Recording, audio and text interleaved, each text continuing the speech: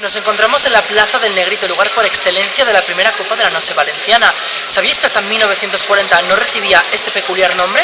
Os contamos un poquito de su historia en Ahora Valencia. La Plaza del Negrito durante muchos años ostentó el título de Plaza de Calatrava, nombre con el que el rey Jaume I agradeció a los calatravos su generosa contribución a su cruzada durante la Reconquista.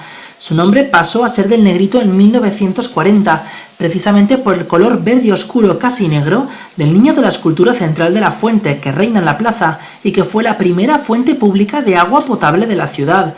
Existe además una réplica exacta de la estatua perfectamente conservada en la fuente de la Plaza Mayor de Ayora. Siempre llena de actividad, destaca su múltiple oferta de cafés y copas y, por supuesto, la falla que coge su nombre de esta mítica plaza.